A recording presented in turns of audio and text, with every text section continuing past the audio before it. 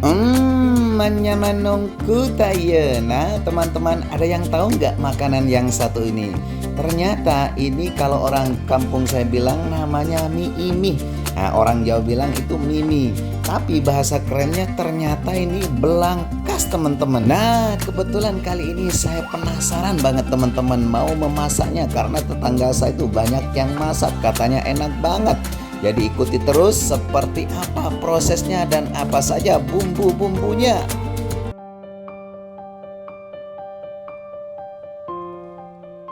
Assalamualaikum warahmatullahi wabarakatuh. Hai teman-teman, apa kabar semuanya?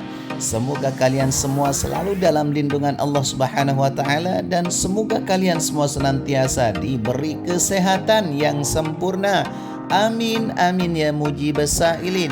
Seperti biasa jumpa lagi bersama channel Abah Sam yang selalu mengupload video-video terbaru tentang kuliner, budaya, bahkan kehidupan masyarakat yang ada di pedesaan. Nah teman-teman, kali ini insya Allah saya akan sedikit berbagi kepada kalian seperti apa sih yang namanya mie imi. Nah ini dia nih, ini namanya kata orang kampung saya mie imi, tapi kata orang Jawa bilang ini mimi atau belangkas, teman-teman. Dan belangkas ini teman-teman sejenis hewan air yang berbentuk unik banget, teman-teman. Tubuhnya itu lebar dan memiliki ekor yang panjang seperti antena begitu. Nah ternyata teman-teman, setelah saya tanya-tanya, ini bukan hanya belangkas loh namanya, atau bukan mie imi, tapi kepiting ladam. Waduh, ternyata banyak banget namanya ya. Udah deh, terserah mau berapa nama, terserah. Yang penting kali ini saya mau memasaknya karena penasaran banget, teman-teman. Dan seperti biasa, pertama-tama harus dicuci bersih ya teman-teman, karena seperti yang sering saya sampaikan bahwa an-nadhafatu minal iman, kebersihan adalah sebagian dari iman. Dan setelah semuanya sudah dicuci bersih seperti ini ya teman-teman, baru kita masuk ke proses selanjutnya. Seperti biasa kita nyalakan kompor kehidupannya teman-teman, kemudian kita ambil kendil atau dangdang. Tapi bukan dangdang ini ya, tempat pemanas air, tapi yang agak besar loh teman-teman.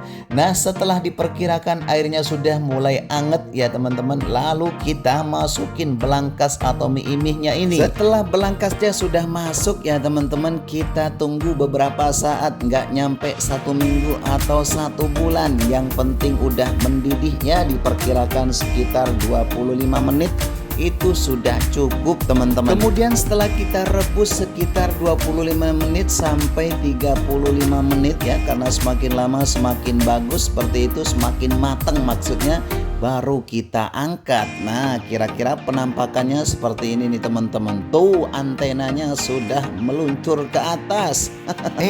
Ternyata emang iya loh teman-teman, mirip banget dengan kepiting. Tuh kakinya banyak banget, tapi ini bukan kepiting loh ya teman-teman. Lanjut cerita, ini masuk ke proses selanjutnya ya teman-teman. Jadi kita itu harus membukanya dengan pisau seperti ini, karena kalau untuk cari dagingnya hewan ini nggak ada loh teman-teman, hampir nggak ada.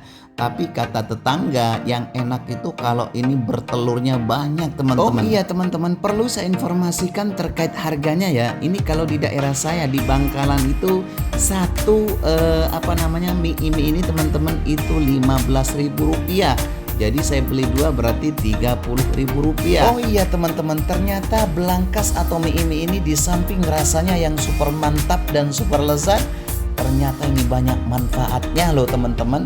Apa sebab? Karena ini masuk ke kategori hewan penyelamat jutaan umat manusia. Loh kok bisa? Ya bisa, karena menurut riset kedokteran darahnya ini teman-teman nggak merah loh, nggak seperti hewan-hewan yang lain. Akan tetapi darahnya itu biru, yang bisa dijadikan vaksin sebagai pembasmi bakteri di tubuh manusia. Wow. Udah deh, sekarang kita lihat lagi nih proses bagaimana cara mengambil telurnya ya. Setelah diiris pakai pakai pisau teman-teman, baru kita ambil telurnya tuh. Telur semua nih teman-teman. Tapi ingat teman-teman, ini kalau nggak tahu caranya bisa pahit loh rasanya. Kenapa? Karena hampir mirip dengan ayam teman-teman. Jadi kalau jeroan ayam itu kan ada tuh yang warna biru di dalam, itu kalau ketusuk sendok atau ketusuk benda tajam itu kan meletus. Jadi bisa pahit, kira-kira seperti itu teman-teman. Oke, sekarang kita telatenin nih, sedikit demi sedikit kita ambil telurnya, karena kata tetangga telurnya ini yang super mantap dan super lezat. Karena seperti yang saya sampaikan tadi di awal, untuk mencari dagingnya ya tentu nggak ada teman-teman. Namanya aja seperti kepiting. Jadi sejenis kepiting hewan ini teman-teman. Gimana sih kepiting? Kepiting itu kalau dikasih bayam, dikasih kuah atau kuah santan, itu kan ikut sedap, Masya Allah gitu kan. Nah ini hampir mirip seperti itu. Oh iya teman-teman, kenapa hewan ini saya bilang unik tadi di awal ya teman-teman. Ternyata setelah saya browsing di internet, itu hewan ini, belangkas atau mie-imi ini punya 10 mata. Ya aduh, kalau orang punya 10 mata seperti CCTV dong. Nah ini dia penampakannya ya teman-teman setelah dipretelin satu persatu. Jadi seperti yang saya sampaikan tadi di awal, harus betul-betul hati-hati jangan sampai kena yang warna biru di dalam itu teman-teman, nanti bisa pahit hasilnya seperti itu. Nah ini udah ditelatenin sedikit demi sedikit ya teman-teman. Baru setelah itu kita masuk ke proses selanjutnya. Ini dia penampakan daripada rempah-rempahnya atau bumbu-bumbunya teman-teman. Sangat sederhana sekali. Di sini ada bawang merah, bawang putih, cabai rawit yang pedas, kemudian bumbu kunci, kata orang Madura ini konceh teman-teman, yang panjang-panjang. Oke, setelah itu kita biar nggak terlalu bersusah payah teman-teman, karena ini nggak mau di blender, jadi pada saat menguleknya itu nggak terlalu capek, kita iris kecil-kecil. Oh iya teman-teman, ingat ya, di sini harus dikasih garam dan dikasih micin sebagai penyedap rasa, tapi nggak usah dikasih masako ya teman-teman, karena nanti rasanya kurang maksimal.